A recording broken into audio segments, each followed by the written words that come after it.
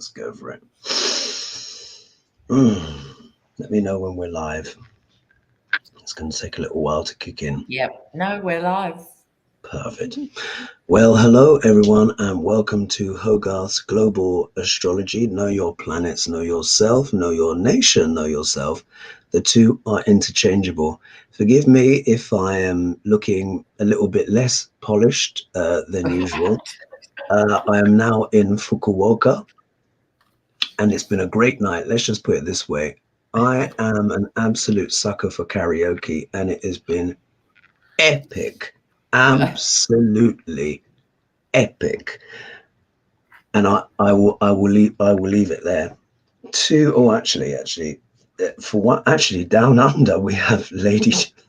I know yes. Can you change that, or it'll be very confusing for all of us? Let's see. I forget how you actually. Let me just see 1 minute. I think I can do that. Can I swap it? There's a way to swap it. I can normally swap it, but the computer is not playing up. Oh, never mind. We'll have to cope. Yeah, we'll have to cope. So down under we have Lady G, who of course is joining us live from her adventures and travels. Oops, and to my side this way, of course, we have Lena. Actually, Lena, you're not actually down under, technically, because we're very close in time zone now, aren't we? So maybe it is actually the right way. We're only 2 hours apart. We're going to dive in with the show, as always. Hot button topics. We are less than 2 weeks out from the election, guys, and we know there's more. Everyone's been talking about how consequential this election is, but it is true. So let's just dive straight in, ladies. Let's go straight in there. And we start out with Nick Minks. And she says, 2 countries, Moldova and Georgia, are holding pivotal votes within a week of one another that will decide their future path in Europe. Will these choose closer ties, or will Russian influences sway voters to say no? So I think when she says closer ties, I think she means closer ties with Europe. So will these countries choose closer ties with Europe, or will Russian influences sway voters to say no? Wow. Mm-hmm. Well, yes, it's a big topic. There's a viewer here who says, hello, Hogarth. I was born in Fukuoka, sorry about the pronunciation, in 1948. She was born there. Fabulous. This is where I am right now, Fukuoka, and it was a fabulous night, but that's all I'm saying. Any more would divulge too much. Let's just shuffle. But it's a great city. So, Georgia and Moldova. Will they stick? And they're having an election soon, both of them, yeah? It seems, yeah. They are holding pivotal votes within a week of one another that will decide their future path in Europe. Wow. Will they stick with Europe, or will they go with Russia?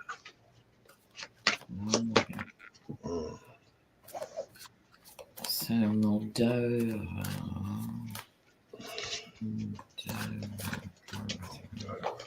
and Georgia. Moldova and Georgia. Will they stick?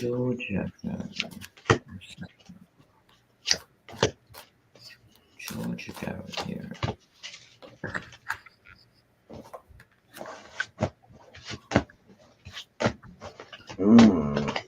Okay, I can go if you like. Go for it, Lena. I did them separately. I did 3 cards for each. For Moldova, I think they're screaming, much like Georgia, for their own independence. And independence means making decisions of who you ally with. So this is, young people more going forward with their sword.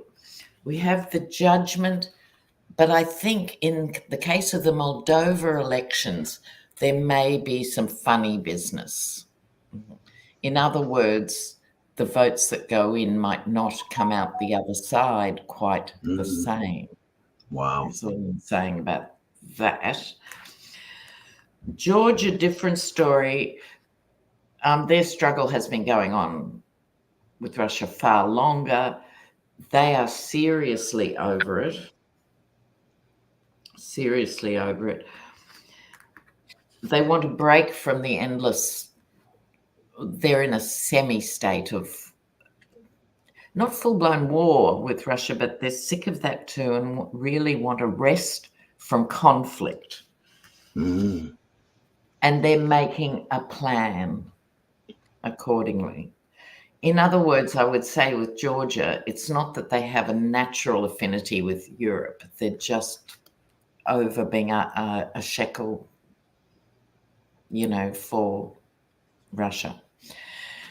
Many Russian conscripts also fled to Georgia and Moldova. Interesting. Wow. So they're both, in my opinion, in a state of flux. They would both like to leave, but I don't know that the Moldova elections are going to reflect that. Wow. Lady G, what do you have? Well, going into it, it's about not liking some options and wanting to walk away and distance themselves from it. So when it comes to all the generations of them, again, there's a lot of pain and a lot of mental turmoil about it coming up. The challenge is a better worldview, a better place, and they're worried about this manipulation. I would say manipulation by Russia, etc. Yes, yes. It must be tricky as well because geography, obviously, as we know, folks, plays a big role in politics. Even within America, we've seen how geography can actually play a big role in politics. My cards are mixed, so really this is sort of like a blending of the energies. But if we look here, so I pulled my usual 5 cards. We have the victory card. So I think for either country, they want to come out the winners. I think all of them want more autonomy, more freedom, to be less dictated to, I would imagine, by Russia, because, being formerly part of like the bloc under the yoke, so to speak, I think they do want a bright future for themselves, and the citizens of these countries really kind of basically want to win, come out victorious. So there might be a lot of hope, or they might see this as an opportunity to try and make a change. However, their obstacle card is the Ace of Wands. Now, you don't really want these kind of cards as your obstacle card. It's the big stick. You don't. Yeah, exactly. You don't want the big stick as your obstacle card. So really, we can consider this card reversed. They are worried about the big stick that their neighbor holds. Moldova in particular, from what I understand, is a very small country. I actually used to know someone who was actually from Moldova, and she gave me a lot of insights. And I think both countries are worried about the big stick of their neighbors. And that's not something to be underestimated, because even Sweden and Finland joined NATO because they were worried about the big stick of Russia. And they're, one could argue, a lot more sovereign and influential on the world stage. So this is genuine. This is a genuine concern, and they're worried as well that how Russia may try to hold them back from a potential bright new future, because this is what this card often describes. Here, of course, there are unfortunately going to be abuses of power. I mean, if Russia's been able to meddle in Western elections, think of the level of meddling they can do with people, on their doorstep. So there is going to be a tremendous amount likely of misinformation, bribery. Every trick in the book is going to be thrown to try and dissuade or put off the citizens of either country. Why would Russia not try? I mean, of course they're going to try and do that. If we look here, though, it's to do with the institutions. And how much influence Russia holds over those institutions. And, you know, this can also talk about money being paid as well. We know that this often represents the GOP, but very much this card often represents the establishment or the legacy of parties, big business, etc., and stuff like that. So I think there'll be a lot of heavy breathing down the phone, I think, from Russia, putting pressure on the institutions of these countries to, you know, side with them. But look what we have here. We have the death card. Now, this doesn't literally mean death as we understand, but it means a transformation that one can't actually avoid. So what this says to me is that this is really kind of like high stakes. This is really, really high stakes. Whichever they choose is going to change the trajectory of the future of both nations, because of course, effectively, Russia is at war with the West. And whatever they choose is really going to forever change the pathway of these countries. So I'm going to say I think they're going to choose to stay with Europe, but it could be really close. And when we see the questions that come in later on, I think that would make more sense as well. I'm going to say they're going to try and stick with Europe because they want to be autonomous, but it is very difficult for them because they understand not siding with Russia now could be earmarking them for future aggression. Big stick. Anything to add to that, ladies? Well, you can just imagine the candidates too, who would be supporting and terrorizing, depending on their point of view, the candidates. So I'll say one thing, which is I don't think the result of the election will reflect the people's sentiment. Yeah. And we've got quite an interesting evolving theme. Of course, we'll be focusing on America as well, but we're also going to be looking at BRICS as well. We've got a question coming from about BRICS, which is something I would like to expand a little bit on. Zelensky, and then stuff about the Washington Post, and then Elon Musk, and stuff like that. So let's see, actually, let's jump in our esoteric airplane. So we did Moldova and we did Georgia. Let's ask a question about Saudi Arabia, which, funny enough, we've not really read that much on Saudi Arabia. No. Isn't it interesting? We really haven't. And considering their geopolitical influence and stuff like that, it is quite rare. So I think let's go there. So this question is coming from Manuela Orchid. So she says, hello, everybody. My question for today would be how Saudi Arabia stands towards this war between Israel and Palestine, and if there will be any action in the near future from them. Thank you very much, Manuela. So she basically wants to have a read on what is Saudi Arabia's stance on this conflict in the Middle East, particularly between Israel and Palestine. From what I understand, Lena and Lady G, wasn't there some agreement? Wasn't there going to be some grand accord between Saudi Arabia and Israel? And it seems to have hit the skids a bit due to the conflict. But could either of you expand on that for me while I shuffle my cards? Yeah, well, prior to October 7, a deal was brokered because, from Israel's perspective, Saudi was an Islamic state and therefore part of the threat. But money talks and a deal was struck and it was just about to be enacted. There would be more cooperation between the two and trade, etc. And then October 7th. But Saudi's always played a double game.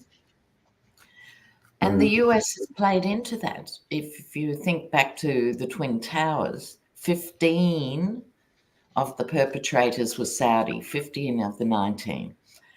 The Bush government would not do anything to sanction Saudi, let alone attack it or anything, and off it went to destroy Afghanistan. 4 million people displaced. Wow, gosh, one almost forgets about that, isn't it? My goodness.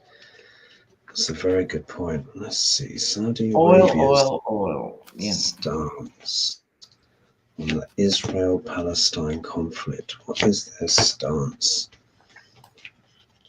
And you make a very good point, Lena, because, like you said, money talks, as they say. And we know the extraordinary influence Saudi has and what they've been able to avoid because of their geopolitical and financial stance. Who's ready to go? Can you go, Lady G? I'm still looking. Okay, I'm also looking. That's right. Oh, dare we change up the order then, because my cards have just fallen out. Go for it, Hoagie. All right, I'm just going straight in. This is just pure intuitive read. The cards are actually quite complex. This card we do know, of course. We've got the Seven of Swords here, which famously is the card of what? Trying to get away with something. But it's not just trying to get away with something. What actually happens here is that the guy is actually in, he's weakened the camp, essentially. He's weakened the camp. He's not stolen every sword, but he's undermined the ability of one side or another to defend itself. Yeah. And isn't this interesting given the question that we're being asked? So could it be that those who are maybe on the more of the side of Hezbollah may have felt that the Saudi alliance with Israel fundamentally weakened their position? Yeah, they may have felt that they were being undermined by a fellow Islamic nation, shall we say. So there's an element there. But I think this is also talking as well about how the ladies were saying Saudi does tend to play both sides of the same game. I wouldn't even say both sides. I would say 3-4 sides of a wider geopolitical conflict. So we can see here, but this is also the card of cunning. I refer to this as the card of cunning, strategizing, and keeping your options open. So let's just say Saudi is keeping its options open always. If we look here in the obstacle position, we actually have the Fool card. Now, sometimes this card can be referred to as being literally foolish, but I don't think this is so much the case in this instance. I think this was the leap of faith that they were prepared to actually take in their stance with Israel. Think about it. This has been a simmering, bubbling hotbed of conflict for really hundreds of years, if not thousands. And the fact that they were prepared to actually kind of put certain things aside in order to increase their economic ties with Israel was very kind of significant. And I think a lot of people didn't want that to happen. If we look here, we then get the Nine of Wands. So this is the canny, embattled character, yeah, who I think, obviously, Saudi has a difficult balance to strike, doesn't it? It wants to remain successful. It's not a country of huge amount of natural resources. Their main thing, of course, is the oil. They have withdrawn the petrodollar. It's not been renewed, and we need to talk a bit more about that because we've got a BRICS question coming in. But I think, again, if we look here, this card, the Nine of Wands, with coming so close to the Seven of Swords, look, you can see these are canny, wily cards. They're not easy to defeat, and they always talk about machinations and tactics. So very much Saudi is playing a clever balancing act. If we look here, they want to keep their noses clean legally. So if they do fund anything, it's very much on the discreet, or maybe it's not that discreet. We know they get a lot of weapons from the US, but there is an element of tactical nous here. We've got the Queen of Swords, which talks about astute judgment, sharpness. We know, for example, that the Saudi prince has been implicated in the horrific death of Khashoggi. And again, he's managed to skillfully negotiate the legal pitfalls, you know, of that. So Saudi does have a lot of power. But if we look here, I think one of their chief roles here, we've got the Page of Wands. And pages are all about messages, but the Page of Wands in particular can be known as the orator. So I think they're not wanting to abandon their voice on the global stage. So in terms of which side that they support, I don't think they want to come out clearly from one side or the other. I think they realize their strength is in their ability to play both sides of the game. That's what I would say. What do you want to add to that, ladies? Who's ready to go next? Lady G? Sure. Underneath of it all, it was about prosperity, money deals, etc. But now it's things are going in retreat when it comes to that. So they are feeling a bit tied up, although loosely, and they are continuing to want to, again, have a path forward when it comes to economy, etc. But the challenge is the mental drama that they're putting out and wanting to end these things, and they continue to charge forward with the mind spin that they've got going. Interesting. Lena, what do you have?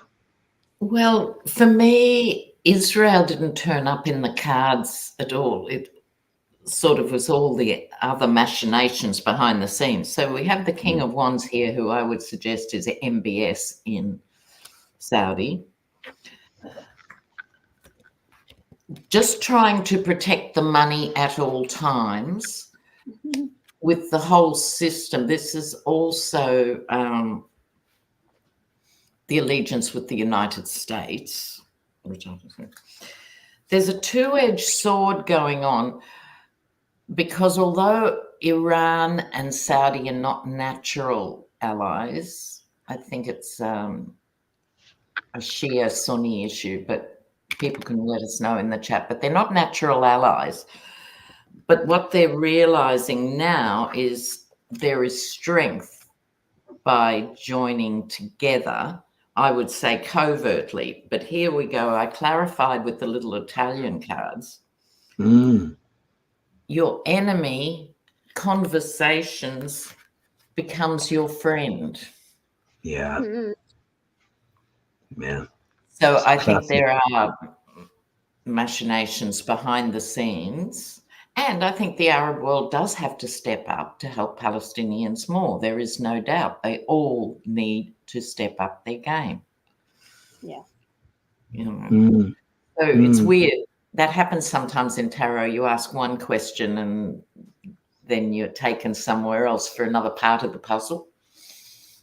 Yeah, absolutely. It's remarkable, isn't it, how often the tarot can do that. I've had that in many readings before, where I've asked a specific question or something and they just go left field the other way and give you the back end of an elephant that you were looking at. From it's like you can't ask about that unless you're aware of this, you know. Yeah. It's like that.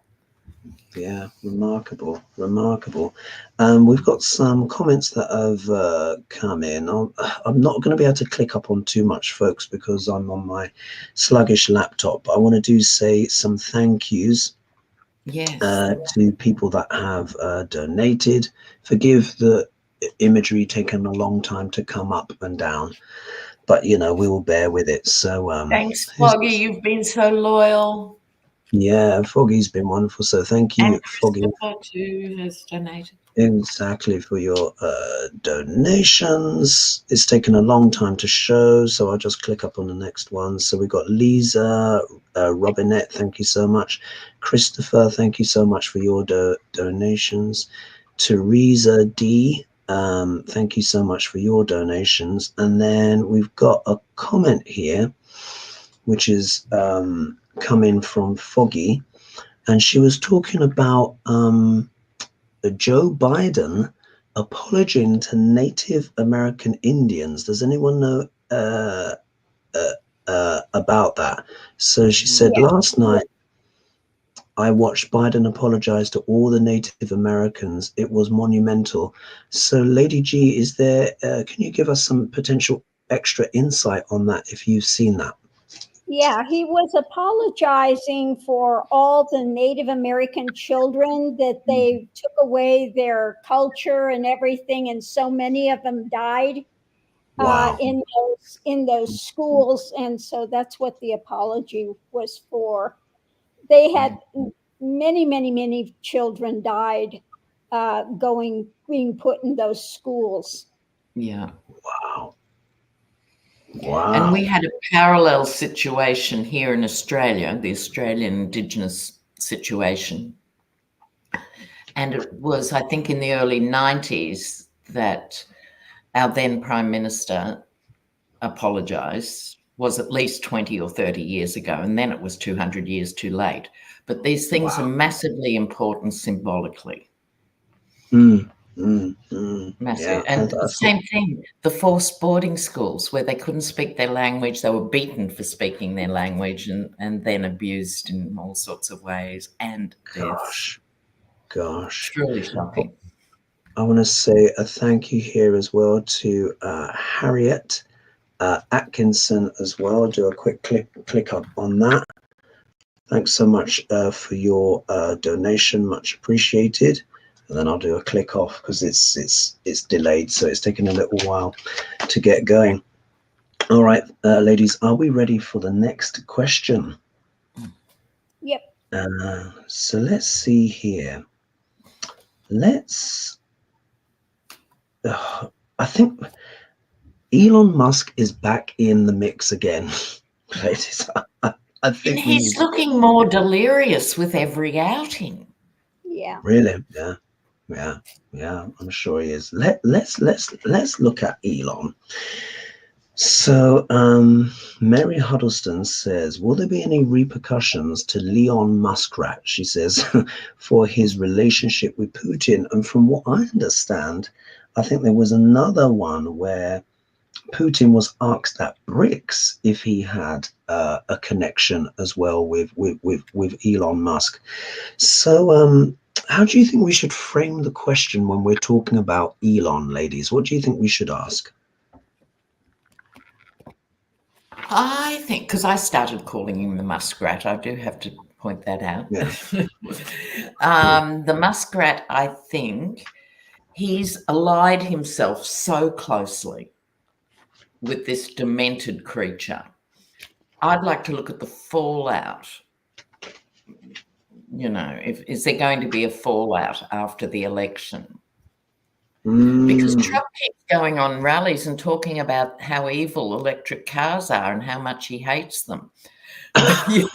He's incapable of staying with even an ally of that size.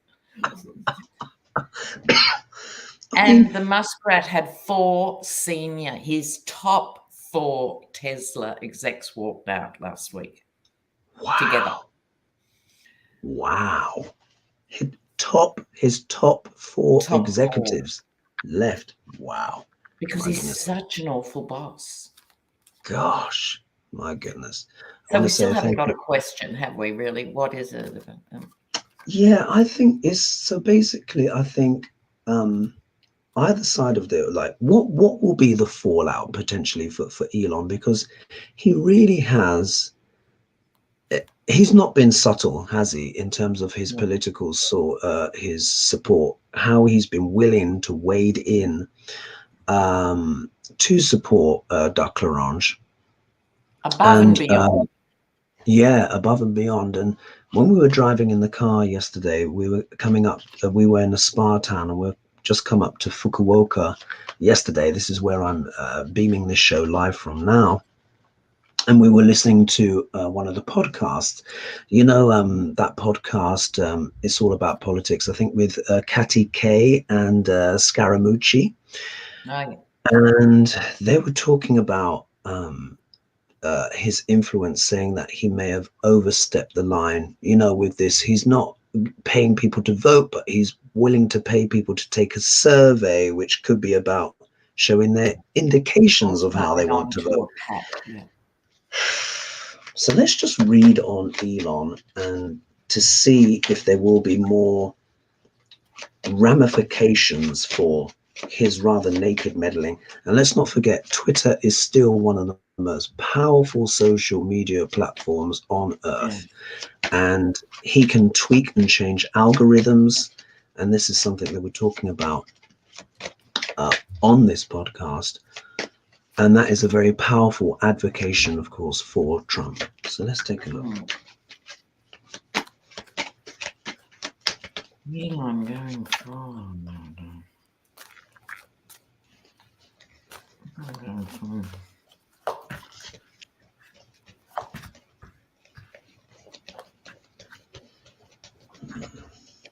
Elon Musk.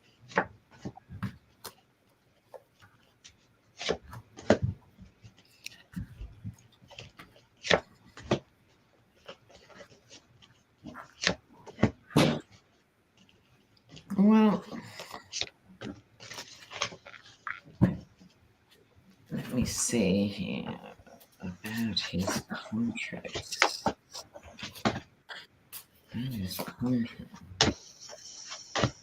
Oh, that's interesting. I can go if everyone's leave. Go for it. Go for it, Lena. Well, things are happening very quickly for all of us and for the muskrat and everyone, right?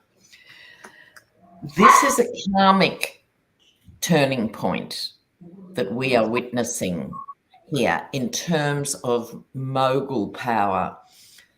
He's technically the richest man in the world, but we've watched him nakedly abuse that.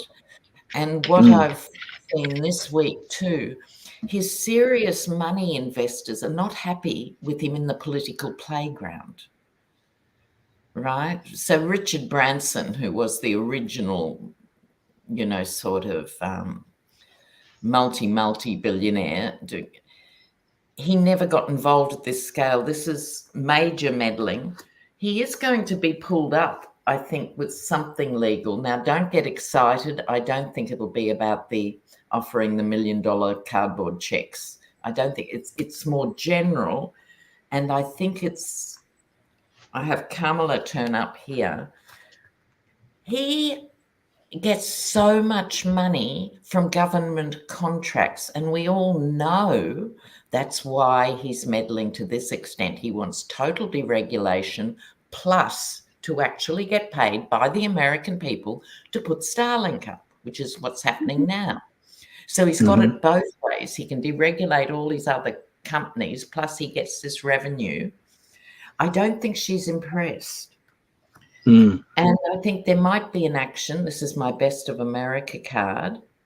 This could be in a year's time, 2 years' time. I'm going to pull him up, and I asked separately about his future, immediate future fortunes, and I got the grave side. Wow. I think he's talking his way out of this power in a weird way. Fascinating. He's massively powerful. Yeah, hugely powerful. Lady G, what do you have? Well, going into it, we have about his financial things that he was doing and trying to figure out the next move. And of course, he's looking overseas with Putin, etc. So we have the energy coming into it is about Justice Department. And again, with his movements and things with Putin, he would be in contact with Putin quite a bit. So they're looking into that. The challenge is, the DOJ and just America, you know, the new administration coming in with the outcome of he's going to feel like he is backed up and having to defend, and they see that he has been doing an abuse of power. So they are definitely going to be looking into him for a number of different things that he's been engaging in. You he's been so blatant. Yeah. I think that's what's lacking, isn't it, ladies? Is any kind of self-restraint or subtlety. I mean, big business has always lobbied government, you know, from the sidelines, stuffed envelopes, etc., and stuff like that. But rarely is it seen prudent by the business world to come so strongly down on one side or the other, because any prudent business person knows the person that you hate could also become in power. So try not to offend those that could potentially legislate away some of the advantages that you've been buttering people up for years. So it is quite rare for business persons, particularly of such influence and name, to come out so blatantly for one side or the other. Because if your favored side loses, then everyone remembers exactly who it was that you supported, and it can be the most unflattering light to appear in the space of an electoral night. So there is this kind of disconnect with Elon, where he does seem to lack a certain savvy and sophistication. There's a certain petulance to him, where he's prepared to so nakedly show his preferences on the world stage, and it doesn't seem to occur to him that if the other side were to win, they would remember exactly the things that he did and are best primed to prune back, you know, his influences. So the cards I get for Elon are quite interesting. So the first card he gets out here is Temperance, which is normally a very kind of positive card. But I think this is really talking about, as the ladies have discussed, how he's constantly trying to meddle and play the game. This is the card, after all, of alchemy, trying to blend two disparate elements into something else. So I think this is talking about him as a private business person, but how he's so connected as well to public finance because of the government subsidies and stuff like that. So he kind of campaigns as this private citizen and uses that cloak when he is nakedly political and is deeply embroiled in public services and their money, but trying to always present himself as the maverick. He's and it's getting quite a quirky one. If we look here in his obstacle position, he has got the he's got the Four of Cups. So again, there is this kind of discontent that he has. This is a card of contemplation, but not necessarily liking the options in front of you.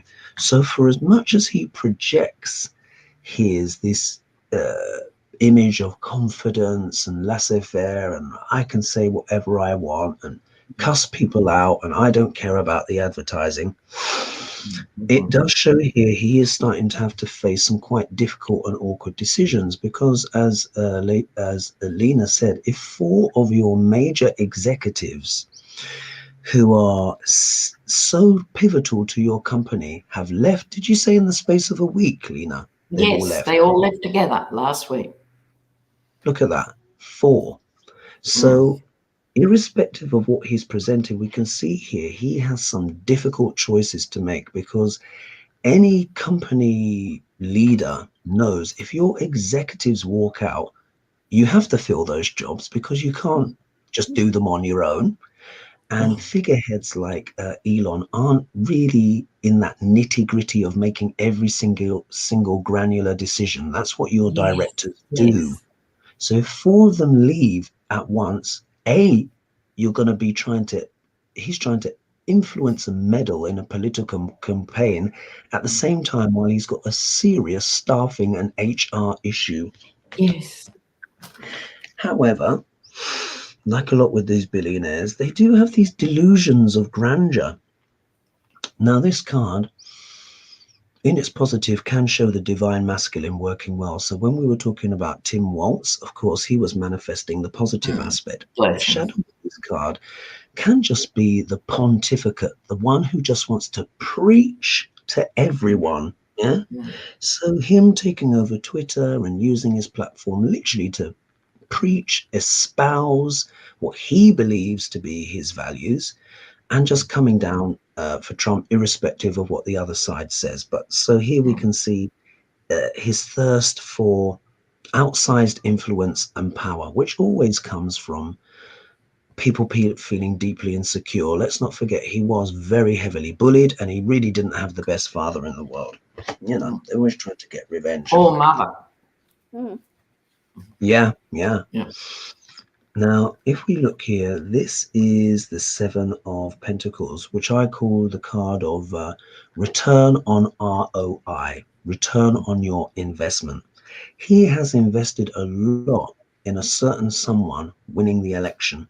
But it's not just this, because people are also asking about Putin.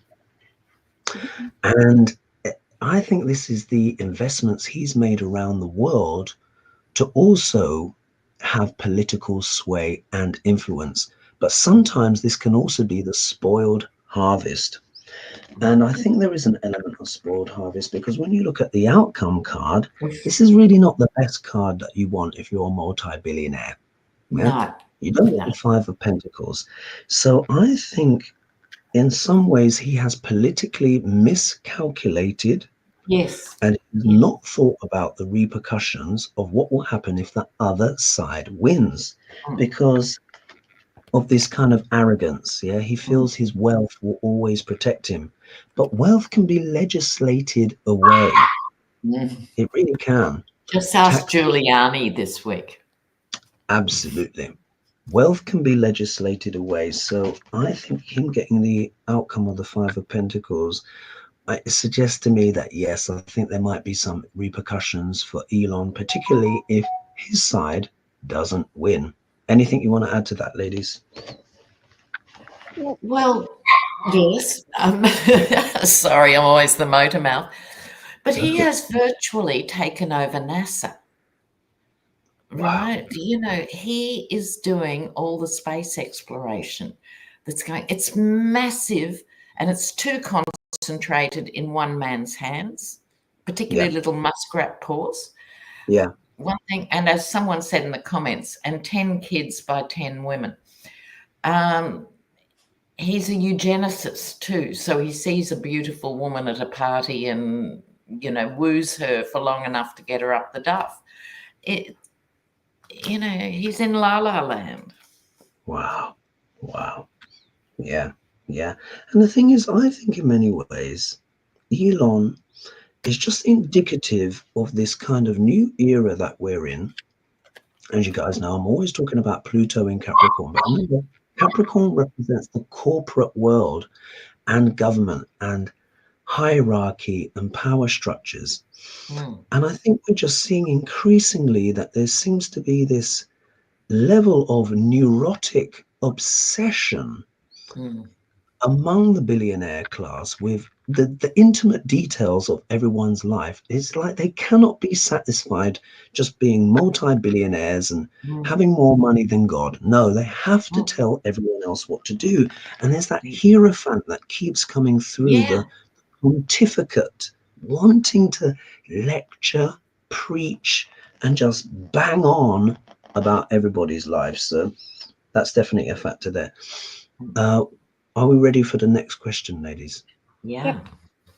All right. Now, this is interesting. We're going to have a Zelensky, and then we're going to be talking about the Supreme Court and more of the Americans. So we're American stuff. So we're ping-ponging back forwards a little bit here.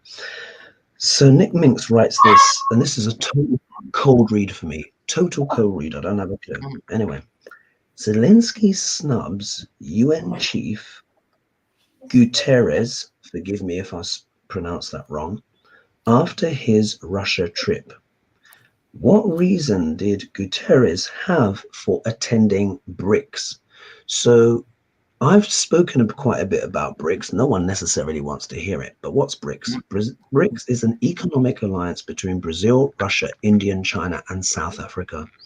8 other countries have joined in, and they're actually working on developing a new currency. In fact, they just debuted the logo of the currency. So this is a big, wider political thing that needs to be discussed. I think that detail later on. And they've gone on to say, it would be interesting to see the card's outcome, as it seems strange that the head of the UN would want to stand on the stage with Putin, as it appears to give support. So basically, just to rephrase, Zelensky snubbed UN chief Guterres because he's appearing to give support to Russia by attending BRICS, this big conference, big political conference. And what are the cards saying about that in terms of someone who is the head of the UN that seems to be supporting Russia when the UN is supposed to be imposing peace on the world? So let's read on that.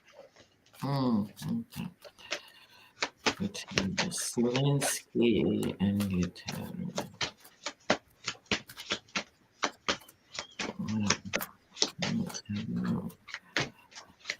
Oh, the UN, Zelensky.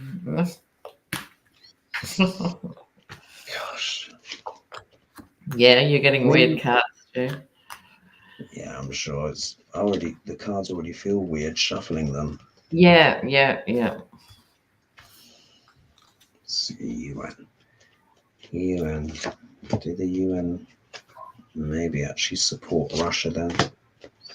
And people would think.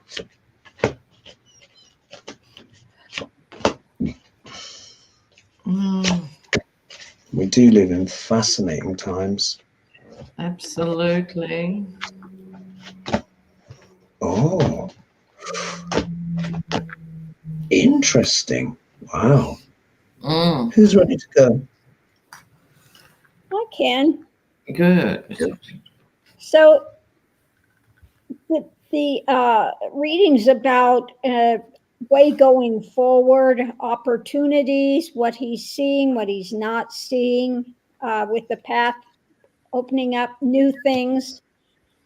But he's charging forward with this because he's not happy. The energy going into it, he feels like it was a manipulation, quite strong, a strong manipulation by the UN. The challenge is wanting to end it, put an end to it when it comes to his message. When it comes to his message, Wow. talking about the UN, he's got some new viewpoint on it. So yeah. Oh, that is so funny. Yeah, uncanny. Lena, what do you have? Well, yes. So I'll put it differently. With this Page of Swords that Lady G had, and this is all the messaging going on around that, I think this is Zelensky pushing back and going, I don't like what I'm seeing here with this connection.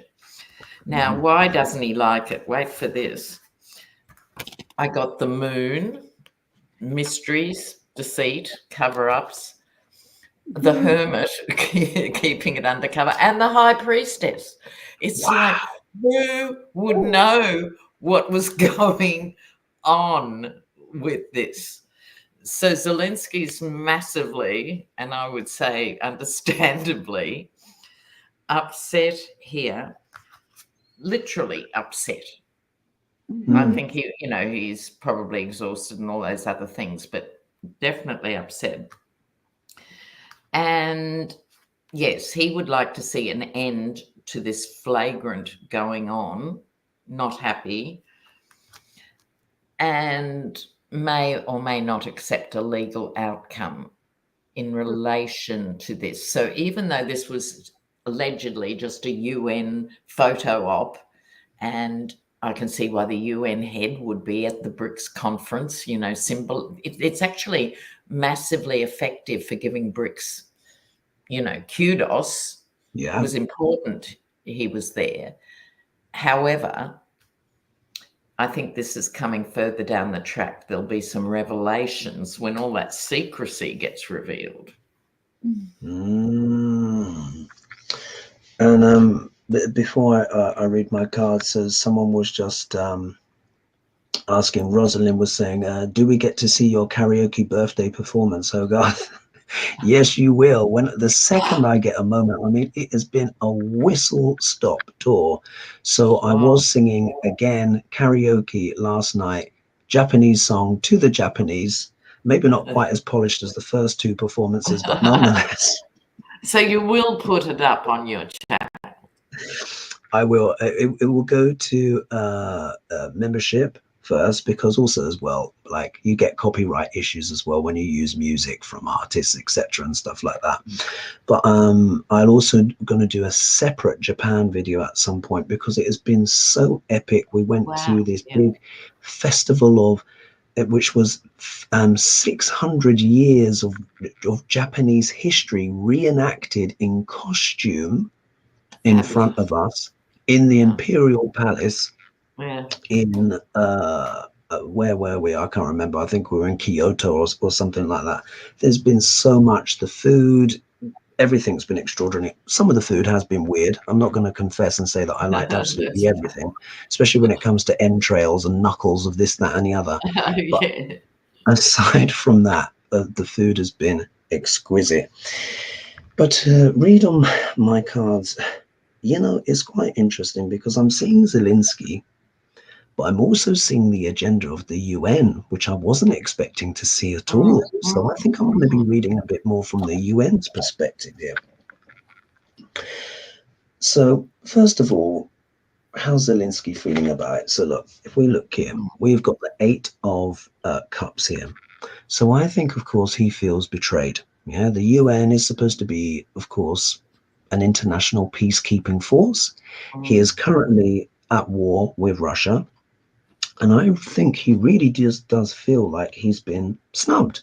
Yeah, that this Guterres guy, by visiting BRICS, has literally abandoned him and his cause. But this could also show as well, is there an element within the UN where they are perhaps making tactical decisions for their future, particularly when you see the next card,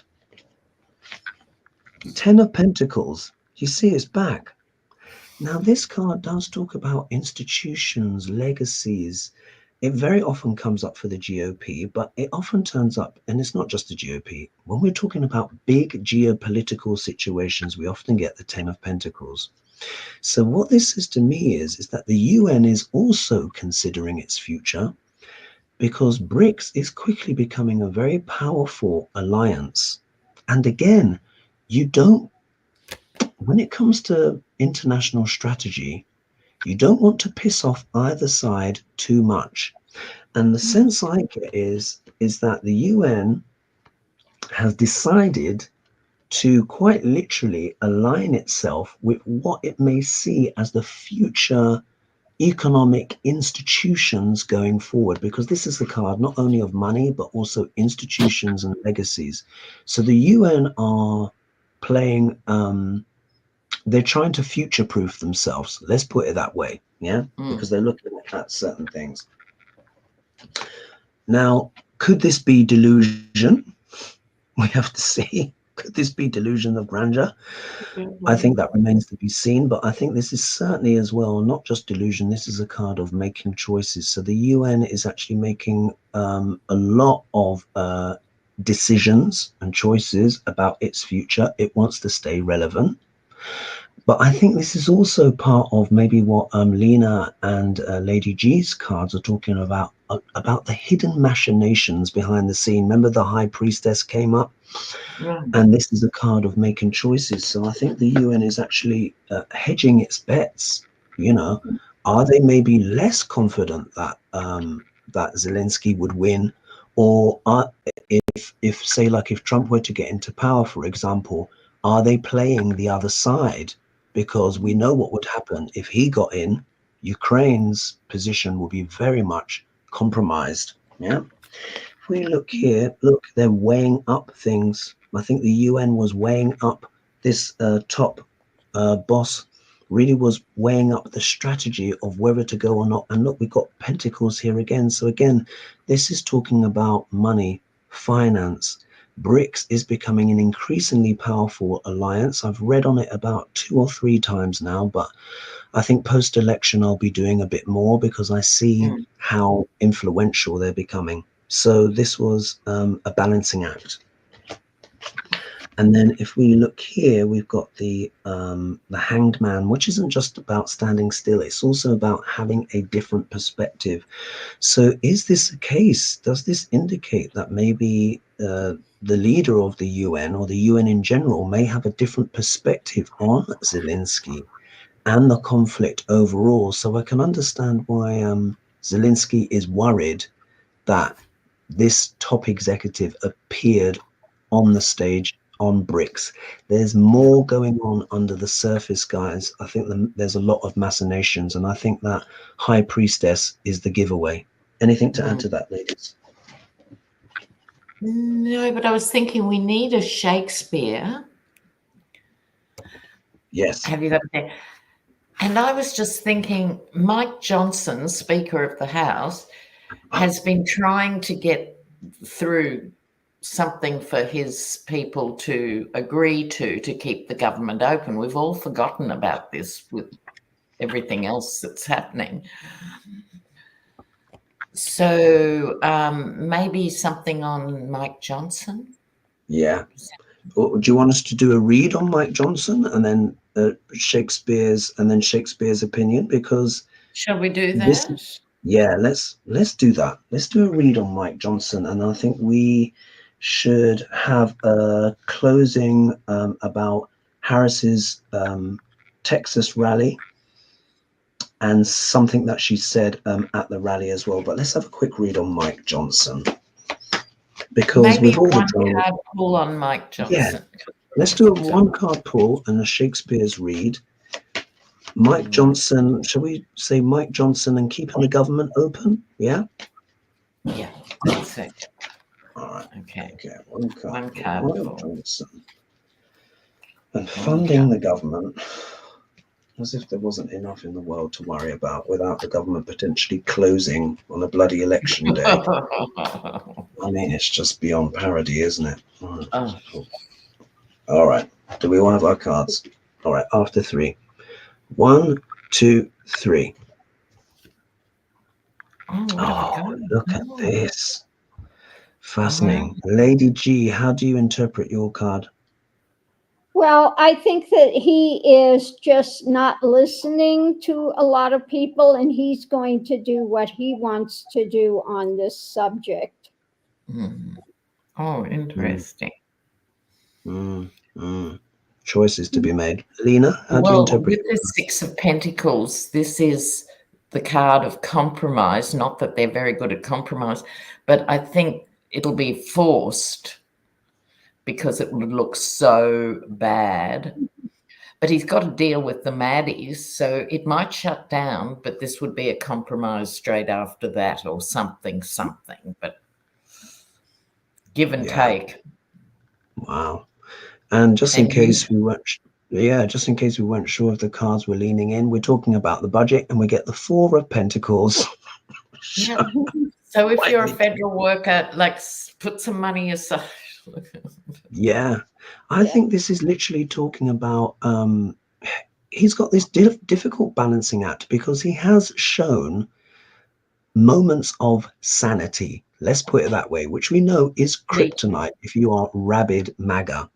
And I think he understands it is not a good look to have the economy shut down, be deliberately shut down by your own side, just on the cusp of an election. When so you're the speaker, you're supposed to be navigating this. So I think this is Mike Johnson really trying to hold on to his own position and the finances of the country. I think he is genuinely going to try and make sure there's some kind of deal, because shutting down the government with less than 2 weeks to go before an election, when the electorate could really punish you immediately, is not really wise. And it So, looks like the act of sabotage that it is. yeah. It looks really bad. Yeah. But he's really already bad. put up 5 or 6 options that they've gone, nah. Wow. Wow. Shall we, do we want a Shakespeare on Mike Johnson before we read on Kamala? Yes. Yeah, it's Lena's turn this time. Oh, okay. How exciting. All right. Mike Johnson. All right. So I'll flick through. Let's see what the bard thinks of his situation, and just tell me where to stop. Stop. Oh, does I think it's there?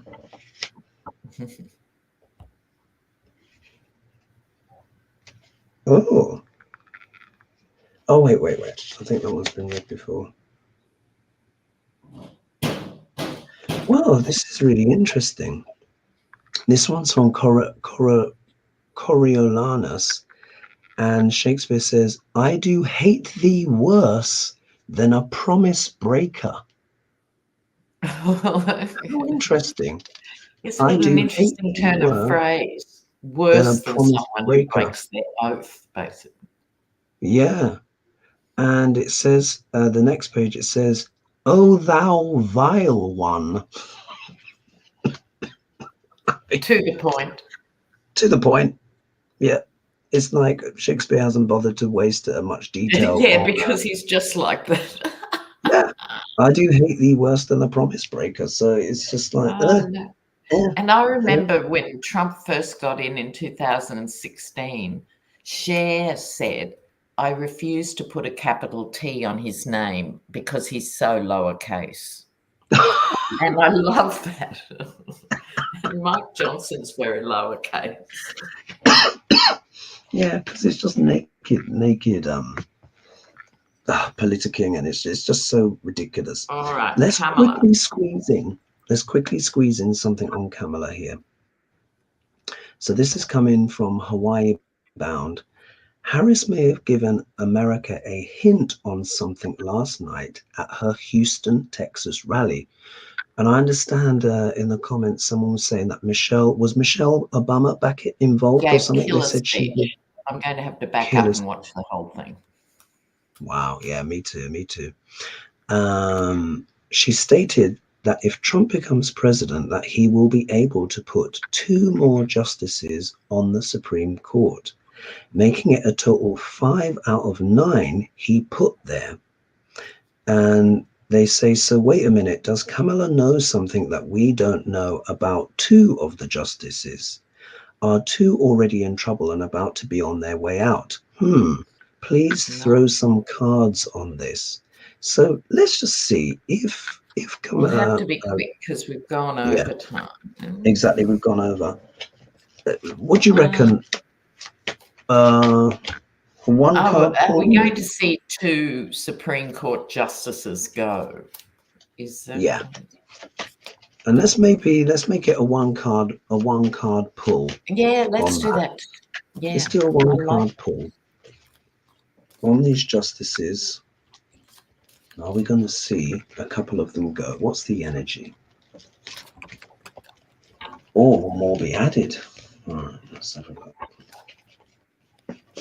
All right. Do we have a card each? Yes. Not yet. Sorry, I just dropped my cards. No problem. All right, after 3. 1, 2, 3. Oh. Interesting. Yes. Interesting. Lady G, how do you interpret your card?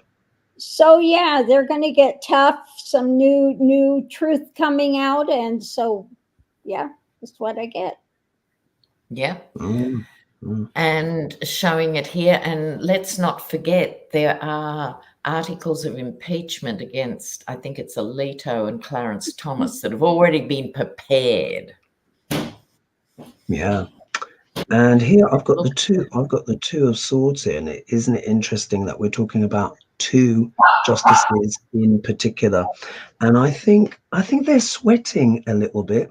I think they're obviously trying to avoid a decision that needs to be made in terms of their futures, because they're not supposed to be partisan when they clearly are. So I think this is a decision that is hanging in the air, and I think post-election we're going to learn a lot more. But yeah, it looks like there could be a bit of a shake-up there on the Supreme Court. Not a minute too soon. Indeed, not a minute and too soon. Kavanaugh's confirmation was an absolute debacle. Was it? You know that. So yes, could be a third. Yeah. Could well be. Could well be. Well, folks, can you believe how the time has gone? I want to thank everyone for joining us, and it's a pleasure as always. I'm going to be home soon, so basically I think the next HoGaLe will be from the UK, so you'll see me back in my familiar confines, folks, with my light shows and stuff like that, not this blaring light coming through the window. Rudely, this rude light that we have. But I want to thank you, ladies, so much as well for. And just before we go, as someone said, if they resign, they can't be indicted. I think we might have the joy of watching a couple of them resign, which doesn't happen as a rule. Interesting. Let's see how that transpires. So thank you again so much for everyone for joining us. Thank you so much to everyone who donated as well. Please don't forget as well to like and subscribe and all that stuff. I'll be able to click up more of the comments as well when I'm back using my usual laptop. But great show as always. Thanks so much for those questions. Very international this week. And we get ever closer, don't we, ladies, to this historic and pivotal, it's just, we just have to see what is going to happen. But for now, we have to carry on with our lives and reading on these things, giving as much insights as we can. And of course, the key here is vote, vote, vote. Remember, Venus will decide this election. It will be decided by women. How many women come out and vote, with a few independents mixed in as well, will actually decide things. And I will do my prediction as well with Trump and Kamala, probably a couple of days before the election, when I feel the energies are at their ripest and when I can potentially get the best astrological read that I can. And then there's his Sunday night in Madison Square Garden in New York. That's going to be epic for a whole host of reasons. Oh, yeah, we'll see. A lot of fireworks to come, folks. All right, we're going to have to leave it there because the ladies have to go, and I've got to carry on with my day. So we will see you next week. Big love, everyone. Thanks so much for all of the support, and we will catch you soon. Hopefully, I'll be able to end the show when the button shows up. We'll see. I think the end button will show up. Come on, end button. It's taken a little while. I should have clicked it earlier. That's right, but you weren't to know it would be that long. Exactly. I didn't I'll know. say bye, guys. Always good to see you. Brilliant. See you soon. And literally, I'm waiting for the end button to show up. So, Lena, we'll catch you next week. We may be here all night, Hoagie. I know. I'm trying to end the show, and I literally, I can't. The end button hasn't showed up. So, but I mean, while we're still here, while I'm waiting for the end button to actually show up, how do you feel, Lady G, about the election and what's going on? Do you feel optimistic? Do you feel trepidation? Well, I mean, there's just been so much craziness, but the good news is, like Lancaster, they were trying to set it up with fake ballots. So I'm sure that they caught them right away. And these were people that were getting paid to sign people up, but they put in a lot of fake ballots. 9 out of 10, they marked them for Democrats to try to say that the Democrats were, fixing the election so they could come back with it. But they caught them right away. Wow. Well, I mean, they're doing tons of dirty tricks and things, but I think it just makes more people go out and understand that they need to vote. So, yeah. That's the key thing. That's the key thing. All right. Well, we'll leave it there. end button has finally showed up. So we're going to leave it there. Big love to everyone. Thanks so much for joining in, and we will see you next week. All right. Bye-bye for now.